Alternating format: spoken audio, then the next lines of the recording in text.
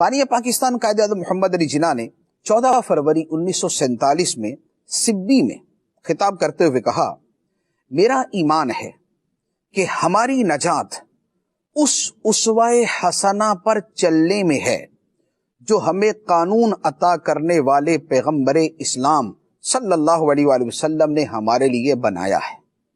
ہماری نجات اس اسوہ حسنہ پر چلنے میں ہے جو نبی پاک صلی اللہ علیہ وآلہ وسلم نے ہمیں عطا فرمایا ہے۔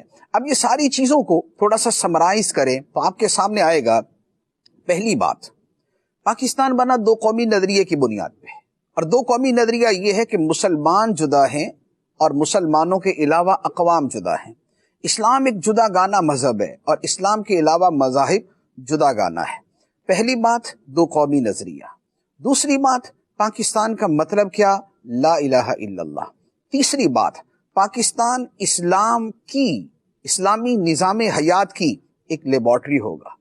چوتھی بات، پاکستان کا جو قانون ہے وہ قرآن اور سنت پر مبنی ہوگا۔ پانچویں بات، ہماری نجات اسوہ حسنہ کی پیروی کرنے میں ہے۔ چھٹی بات، اسلام کا تعلق صرف فرد کے ساتھ نہیں بلکہ فرد اور ریاست دونوں کے ساتھ ہوگا۔ یہ وہ چند فرمودات ہیں اور اس طرح کے کم از کم 200 فرامین ہیں، 200، اور یہ قائد اعظم بانی پاکستان کے ہیں۔ جو علامہ اقبال کے اشعار اور جو ان کی باتیں ہیں وہ جدا ہیں، وہ تو سینکڑوں سے بھی زیادہ تعداد کے اندر ہیں۔ تو پاکستان کی جو بنیاد ہے وہ یہ ہے۔ اب آپ ذہن میں رکھیں کہ پاکستان کی ترقی اسی صورت میں ہے کہ جب اس کی بنیادوں پر کلہاڑا نہ چلایا جائے، اس کی جڑیں نہ کاٹی جائیں، اسے اسلام اور دین سے دور کرنے کی سازشیں نہ کی جائیں، بلکہ اس کی جڑ بنیاد میں جو اسلام اور لا الہ الا اللہ ہے اسے مزید ابھارا جائے، اسے مزید سامنے لایا جائے، قرآن اور سنت کو اس ریاست کے ساتھ جوڑا جائے اور اس ریاست کو قرآن و سنت کے تابع کیا جائے۔ ہمارے ہاں جو ترقی کے لیے سب سے پہلی چیز پیش کی جاتی ہے وہ اقوام مغرب کو بطور آئیڈیل اور نمونہ کے پیش کی جاتی ہے کہ جناب دیکھیں مغربی ممالک نے ترقی کی، دیکھیں فلاں ملک نے ترقی کی، دیکھیں فلاں ملک نے ترقی کی۔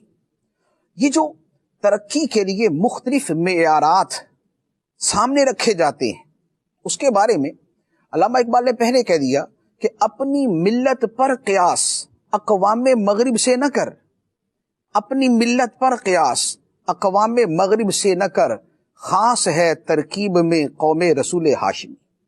قوم رسول ہاشمی، یہ مسلمان امت، یہ اپنی ترکیب میں، یہ اپنے وجود میں، یہ اپنی بنیادی اجزاء کے اندر یہ مختلف ہے دیگر اقوام سے۔ اس کی ترقی کا راستہ وہ نہیں جس راستے سے انہوں نے ترقی کی، اس کی ترقی کا راستہ اسلام سے ہو کے گزرتا ہے، اس کی ترقی کا راستہ دین سے ہو کے گزرتا ہے، اس کی ترقی کا راستہ قرآن و سنت کی تعلیمات سے ہو کے گزرتا ہے۔ تو یہ سب سے بنیادی بات، سب سے اہم ترین بات ہے کہ پاکستان کی ترقی کی بنیاد یہ دین، اسلام، قرآن، سنت اور اسوہ حسنہ ہے۔